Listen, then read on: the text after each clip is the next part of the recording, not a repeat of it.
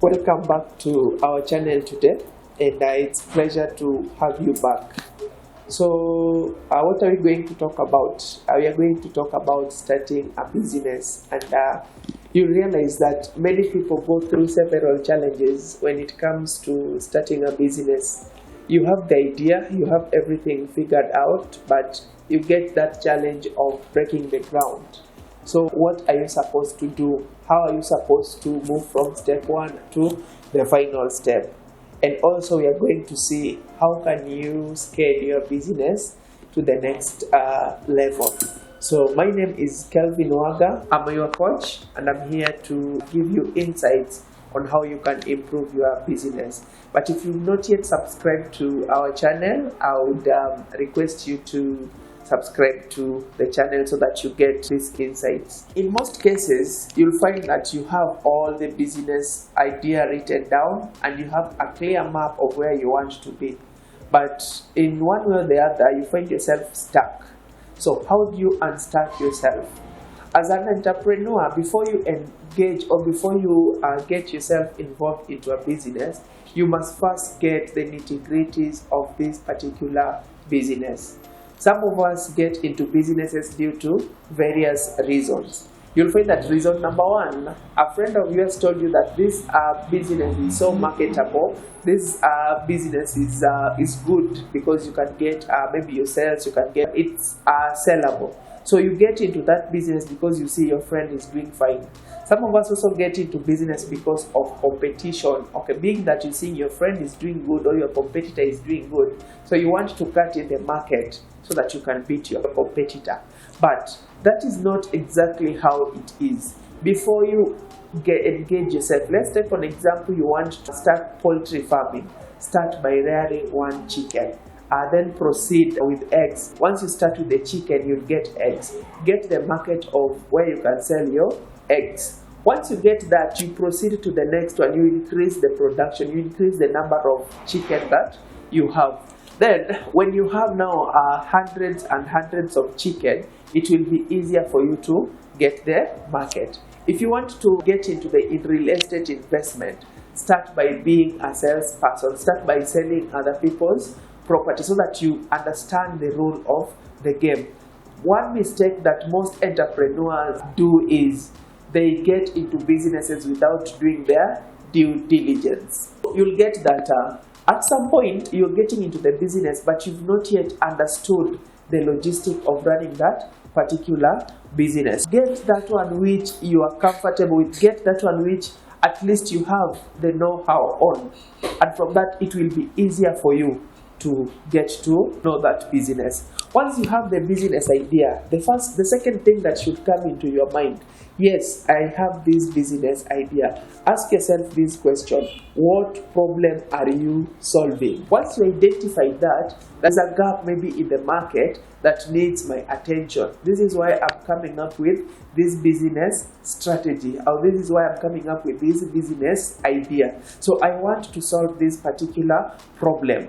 And once you've gotten that, you need to ask yourself the second question: is there money in the business idea? Once you get that one right, the two questions will help you break the ground. What problem am I solving?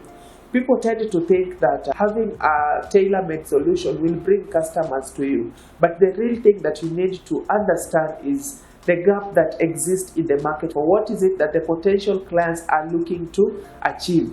What is that pain point that they want to get rid of? Once you get that one right, if you get your business now into the marketplace, you'll already have target market to buy from you.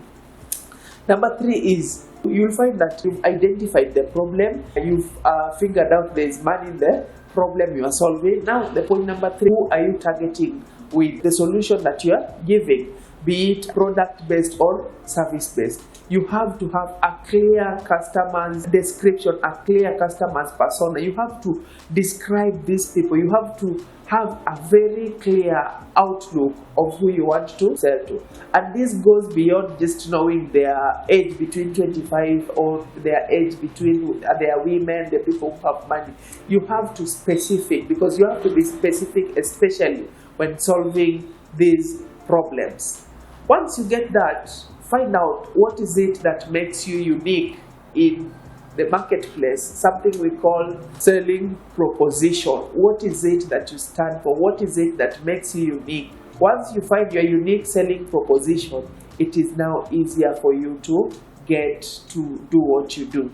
There are things that you have to figure out before you embark on running your business, so that you have a clear step of where you want to be. Some of us struggle as entrepreneurs because we scale too early. When I talk about scaling too early, you'll find that you've started a business. By luck, you start getting profits in the first quarter of you running your business. And then now you forget of other operation costs involved in running this particular business. You'll get to a point where the profits are there, but yes, still you're running in losses. As an entrepreneur, you have to have a clear mind and you have to have things figured out. Be a step ahead in every stage that you are in. When I get to this point, what am I supposed to do next to get to the other point? Once you get that, understand the model of your business is what will either make or break. Sometimes you get to give more focus to the product and assume that products don't buy products. People buy products or services. Sometimes we give, as entrepreneur, we want to be perfect. We want to perfect it before we give it out to the people outside there. But in the long run, the person who will determine whether they are going to buy this or not is the ideal client that you are looking for. Build your business on a people's-based approach. When you talk about putting people first, get to know what is it that they are looking for. What is it that I can do to help them achieve or to help them solve that problem or the pain point that they are looking to solve. Now that you have your business, you have everything else figured out and you've started running your business, there is a challenge where we go through. The challenge is called transformation. You'll find that sometimes you're running business, but you get to a point when you're stuck and you cannot move, and yet you keep on thinking, what can I do to change the situation? You'll find that most people, what they will do is they will decrease the prices or they'll throw in an offer when that is not exactly what the customers are looking for. There's a difference between transformation and change. When we talk about transformation, let us take, for example, a frog from tadpole all the way to adult frog. It is a process that it has to go through. It has to metamorphosize. The same goes with the caterpillars and butterflies. You have to go through the process by process for you to get to where you want. Some of us want to be very rich, like we look into products or we compare ourselves with a brand that you want to compete with. Let's pick a brand like Nokia. When you see Nokia right now, you can see they are doing good. So you want to do things as Nokia.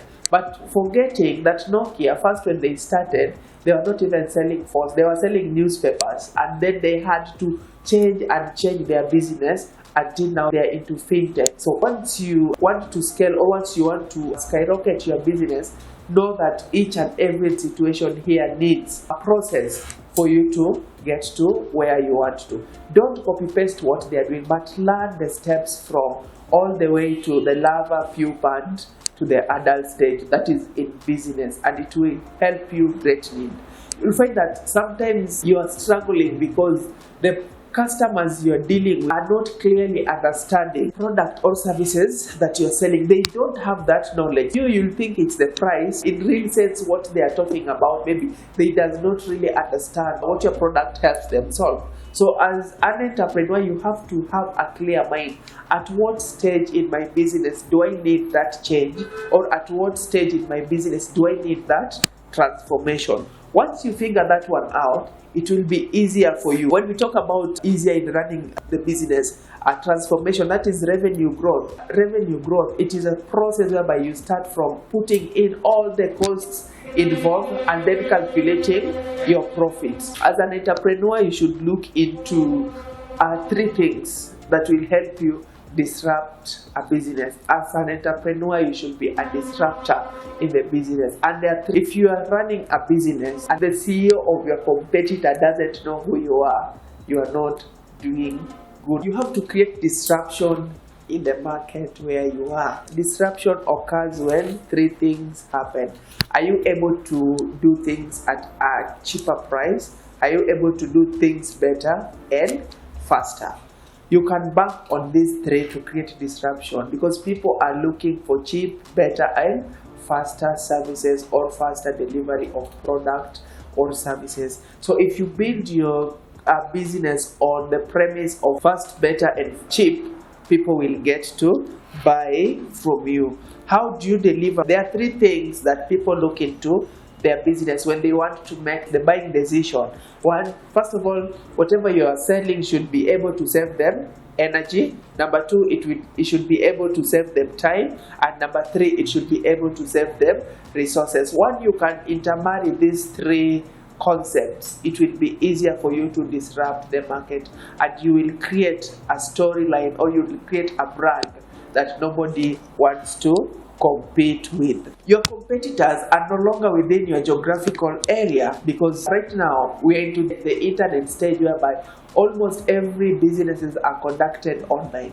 Your competitors might be people you've not even heard of. So you need to be very tech savvy and ensure that you establish your business to an extent that when people search for the product or services that you're looking for, you will emerge amongst the top of the top or in that particular industry. Then one of the mistakes that we tend to assume is customers are loyal. Customers are never loyal. That is a fallacy. Customers are habitual, because if you want to test the loyalty of a customer, look at these big brands. When they make a mistake, it's very difficult for the customer to forgive them and move on. What will happen? The first thing that will happen, the customer will run to social platform to trash the organization. So run your business with the mentality that customers are habitual and put the customers first. It was pleasure having you on this episode, but we are looking forward to helping you grow that business that you are running. Are you looking for this insight? Are you looking for breakthrough to help you scale your business? This is the place to be. Subscribe to this channel, follow us on our social media, that is Brassibility Digital, and you'll get insights on how you can scale your business. You'll get insights on how you can compete and dominate in the sector where you are in. Coach Kelvin Wanga is here to take you through step by step on in entrepreneurial journey and business development. Thank you and see you next time. Cheers.